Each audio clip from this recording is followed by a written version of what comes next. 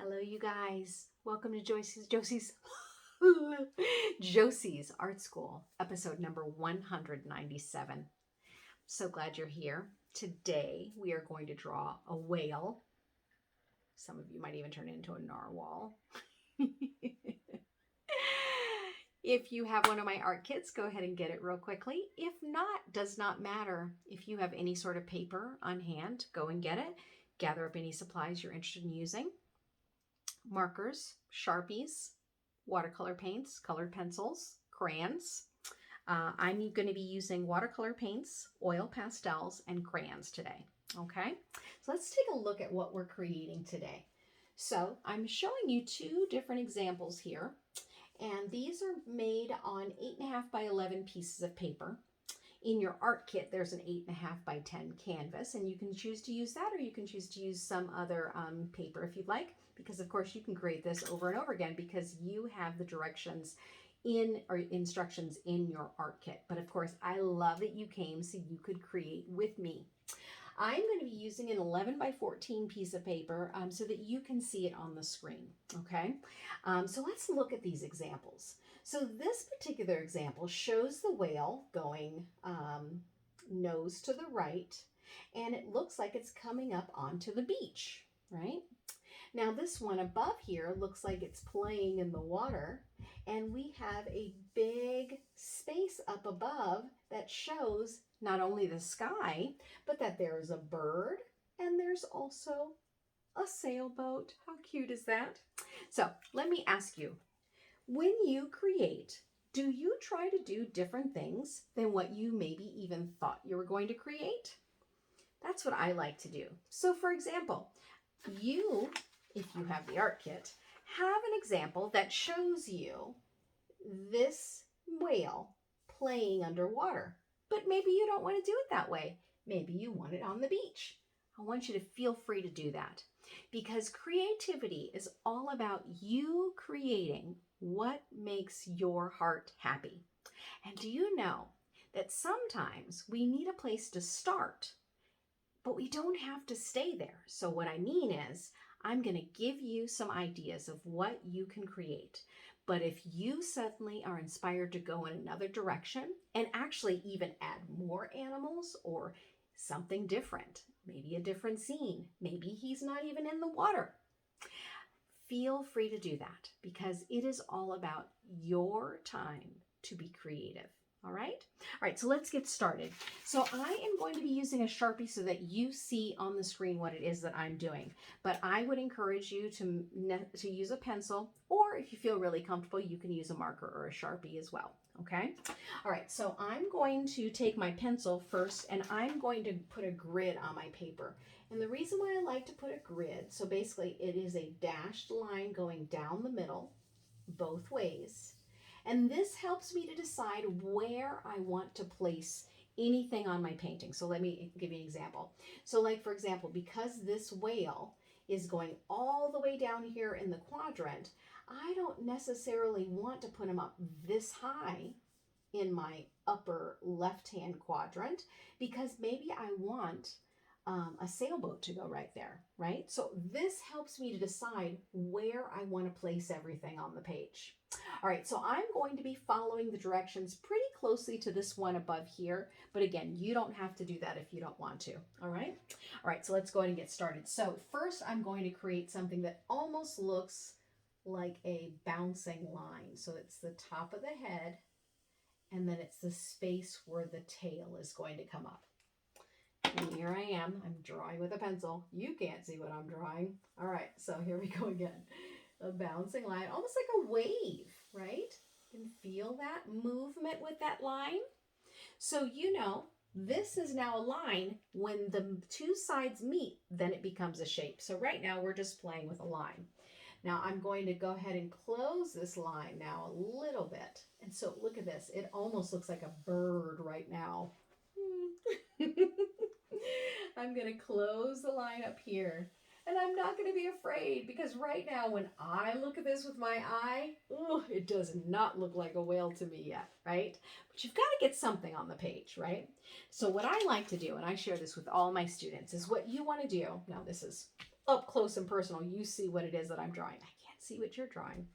I would like you to take your paper and put it up in front of you. And do you like how large the shape of the whale is? And if you don't, just go ahead and sketch in a different line. You're fine, right? If you are satisfied with how it looks, I'm going to keep working here. Go ahead and start to make the shape of the tail. So basically, it's like a seagull, right? Or a water spout. And then from here, you can turn it into something that kind of looks like a mustache. All right, you can make that bigger or smaller, but again, this is getting something on the page that you can work with, okay? I'm looking at that and I definitely want it to be a bit bigger. So now you can see my Sharpie lines. I can't really do anything about that. I might even leave that there because I like the pattern there, right? So I might just leave that there, what we call happy accidents. Now what I'm going to do is I'm going to split this shape in half-ish. So I'm going to start here and I'm going to come all the way around. All right, now that, to my eye, is starting to look a bit more like a whale. I hope yours feels the same way. Again, if you want to do some changing, you can go ahead and stop this video, pause it, and then make your changes and then come back when you're ready. All right, so from here, I'm going to use this as my guide to add the fins. And so if I had a pencil, I would then erase that line right there that overlaps, right? So there's one there. And then I want to do the one that would be on the other side, right? So I just want to mimic the bottom of my fin right there. So you can see both of them, okay? All right, again, use that trick I showed you if you need to pick it up and just take a look at it and see how it looks, all right? So from here, I'm going to start to add the details of the eye. Okay, so here's a couple of different ways to do the eye. Do you see how there is another swooshing line here that you can add? I'm going to go ahead and start with a bigger eye, very similar to what you see right there. Add that, the pupil or the inner eye. Add a pattern here.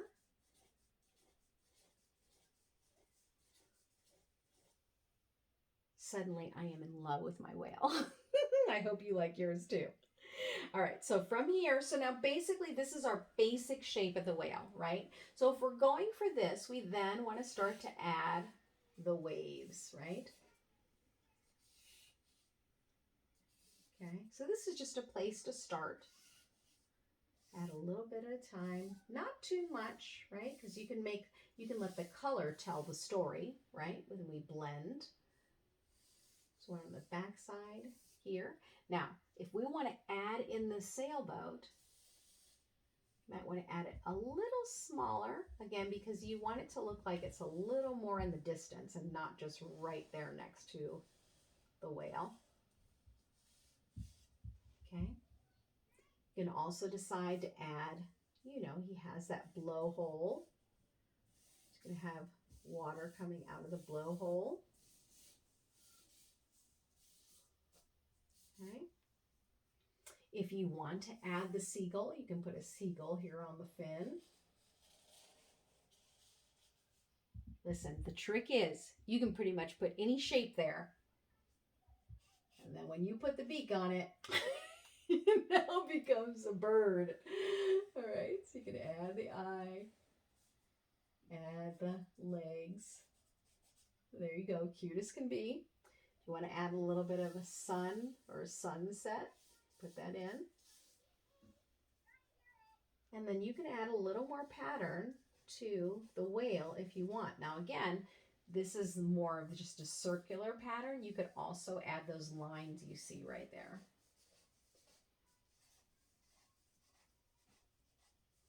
Okay, and then what I could do is I could actually add some lines in the fins so you can't see that line that I'm not going to erase because of the Sharpie. It's not as noticeable to the eye. All right, so that's our basic structure of the whale. And then from here, you can create color. Now, couple different things you need to keep in mind, right? Because there's so much blue going on, right, with the color of the sea or the ocean. So what you might want to do is you might want to add some black, or you might want to, especially those of you that have the art kit and you have the color wheel in your art kit, you might decide to create purple, and that way the whale comes to the forefront because you've got this purple with the blue and white backdrop. So that's up to you to decide. I'm going to go ahead and get started, and I think I'm going to start by painting the water because I'm not sure yet what color I want to paint my whale, because you know, it is your painting. You don't necessarily have to do it realistically in the colors that would traditionally be whale. You could also take a moment to Google whales and see what color palettes they come in. You might be surprised to find that maybe there are different patterns that you could add to the whale, or color that you could add. Now what I'm going to do, because I'm working mostly with watercolor paint, even though my watercolor palette has different blues, I want to make sure and leave the white space in between. So first of all, it gives the paint some places it could drip, which gives it kind of a more dynamic look. And secondly, because then I can go in with a different color, not even necessarily the watercolor paint, but I could also take my crayons or my oil pastels and add them into the water to give more depth. You see how I'm just kind of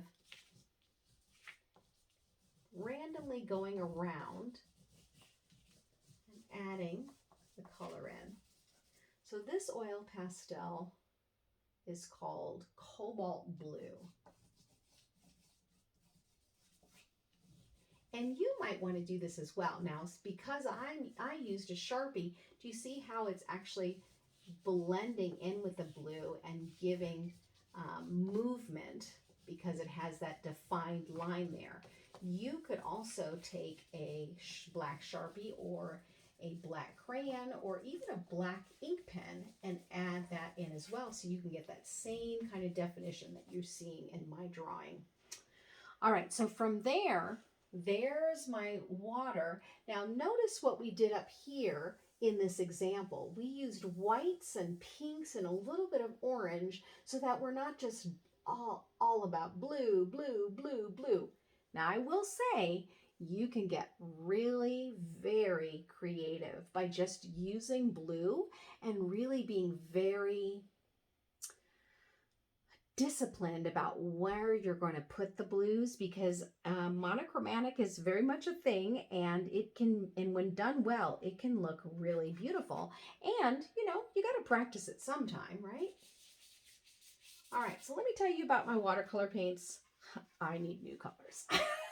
It seems like every time I pick a color, I am running up against paint that can't seem to hold its color because it's been used so many times and mixed so many times. Even though I say, please do not mix the paint, students, that the rule sometimes gets put on ignore. Or I should say they go in a mode of do not disturb, and they are enjoying themselves, so I really don't get too crazy about the color mixing unless they happen to be sharing palettes, and then I'm really very strict about, we don't want to limit somebody else's color choices because you've made decisions to make mud with your paint. So have you gone whale watching before? I have not, and it is something that I would love to do. I really do. Love being outdoors, love being near water. I don't necessarily like to swim or boat or fish, or I'm sorry, swim or fish or, learn how to boat, but I do like being in the fresh air, and I really do like just having the opportunity to have the the atmosphere, even if I'm just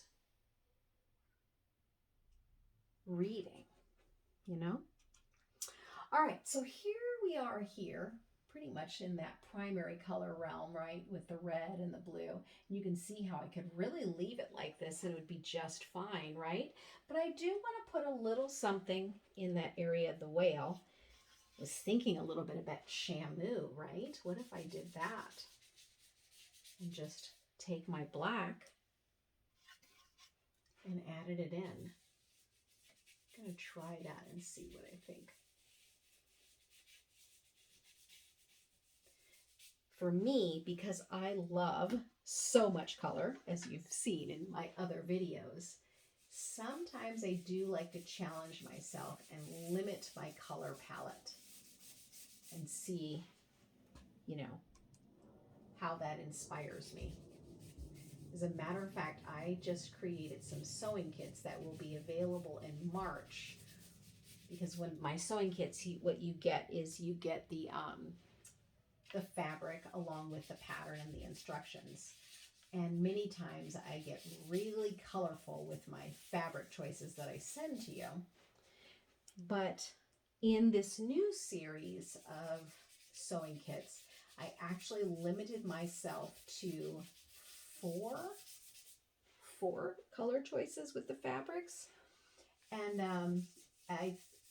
and it was bordering a little bit on boring in my mind, but I'm telling you again, and this is such a great trick for us artists, sometimes you need to release what you think it has to look like, try something new, and then walk away and see what you think in a day or two, sometimes even in a month.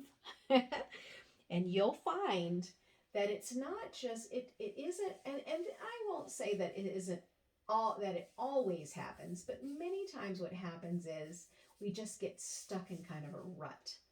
And so then our eyes just operate in this, nope, I don't like that. But you gotta be careful not to do that, because it kind of closes you off from new things, just like in life, right?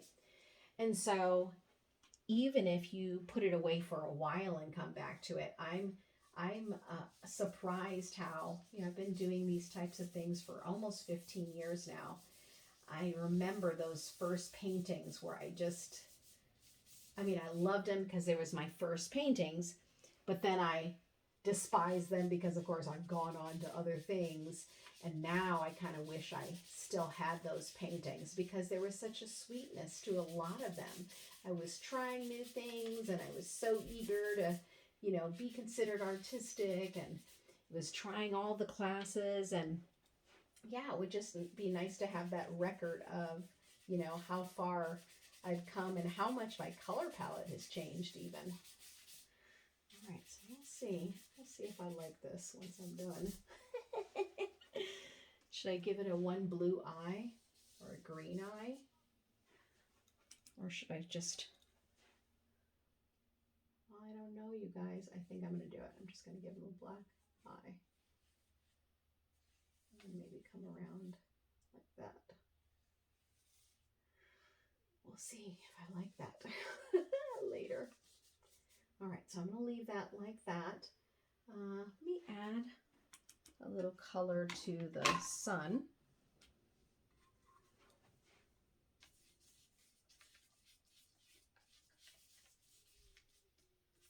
And then I probably should do something with the sailboat, right? Did you end up adding a sailboat to yours? I think I'm going to go with my magenta. I just newly discovered my magenta in my oil pastel, and I really love it. Let's do that. We add some here. So again, always being mindful to pick up your paper, put it in front of you like this, and just see what your eye is asking for more of or less of. Now see, this is what I love about videos, because I'm looking at it straight on like this and I'm not so sure, but looking at it in the screen, it's like, oh, I kind of like that. All right, so I'm going to add maybe a little touch of magenta to the bird. Probably need to add a little orange to the beak. All right, let's See that a little change there. All right, there you have it, you guys. There is my whale. I would love to see how yours looks. Make sure and send it to me, and I would be happy to see it. Or why don't you tag me on Instagram? I'm on there under Robin_Norgren. All right, I'm so glad that you came by. Make sure and subscribe to my channel or share it with someone you think would enjoy these art lessons. I do videos 2 to 3 times a week, so hit the notification bell so that you know when I have put a new video up. Almost to 200 art lessons here on the channel, so make sure and check out all those other lessons and share those out with those friends of yours. And yeah, I would love it if you would support me by subscribing to my channel, buying one of my art kits over at joseysartschool.com, buying one of my sewing kits, and I also have art journal kits. If you've never art journaled before, make sure and check out my video on this channel on what it's all about and what you can expect from my art journal kits. All right, see you later. Goodbye.